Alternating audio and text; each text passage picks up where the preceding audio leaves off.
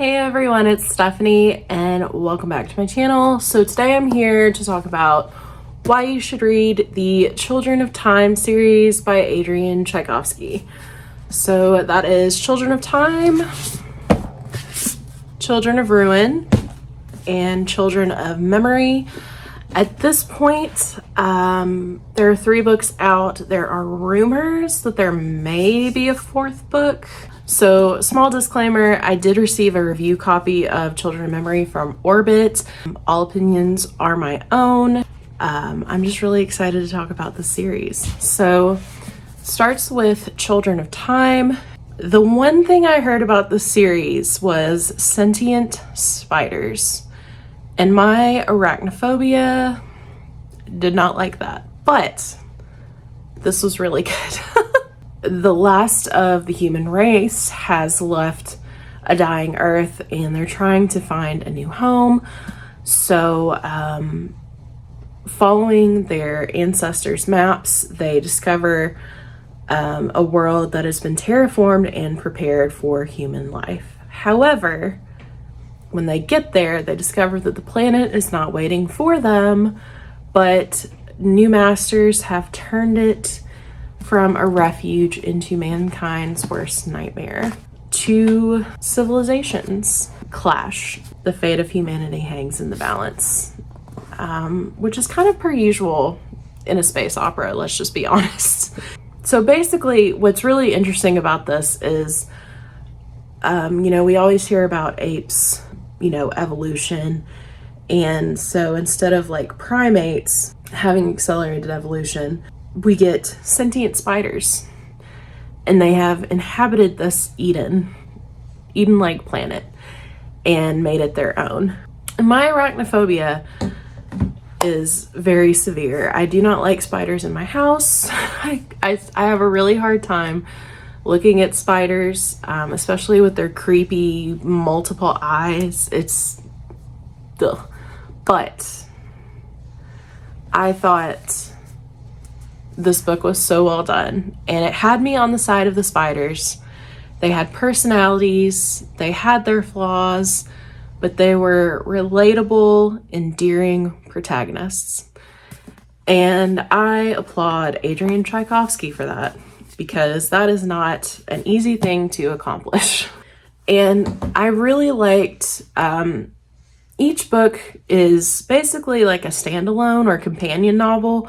So I do recommend reading them in order, but I think if you like Children of Time and you're satisfied with that, you could easily stop after that one, or you read it and you're not really feeling it, you don't have to continue and you can be completely satisfied with the first book. But I really like the way that Tchaikovsky explored what it would be like to have a species other than humans habitate a planet.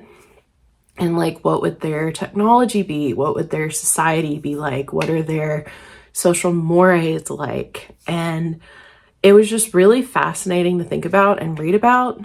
The other thing I really like is that each book kind of focuses on like a different race. So book 1, Children of Time, was spiders, or portiids. I don't really know how to pronounce it. Book 2, Children of Ruin, was cephalopods, or like octopus. And book 3 was corvids, or birds. It was really interesting to see the differences in each society, and you can really tell he put a lot of thought into these. And so it was just really fascinating, and a lot of concepts that have really just stuck with me as I've read through this series. So I will say, I think my favorite is still Children of Time. I think that's the strongest book in the series, but each book does have its own strength. Book 2, Children of Ruin, I really enjoyed the cephalopods and seeing their society. And then book 3, while the bird aspect is probably my least favorite, I really enjoyed the concepts and the exploration of the concepts that the book discussed. I won't say what it is because I don't want to spoil it.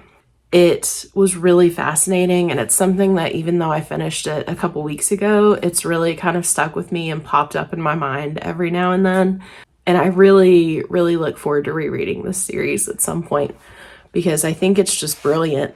One of my criticisms, or one of its weaknesses, is that because it has these really lofty scientific concepts and he explores them so deeply, sometimes it's to the detriment of the characters. So I feel like we're kind of kept at a distance a little bit, and we don't really get to know them as intimately as we would in other books. So that is something to just keep in mind, especially if you're a really character-driven reader like I am.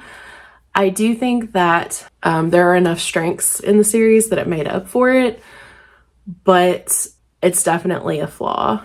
And I also have found that the ending of book 3 is very hit or miss. People either really enjoy it or they really hate it.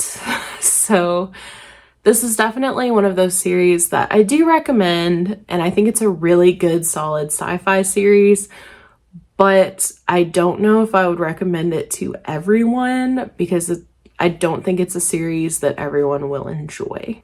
So Sentient Spiders, epic space opera, really great thought experiments and exploration of scientific concepts, what makes us human, what makes us different.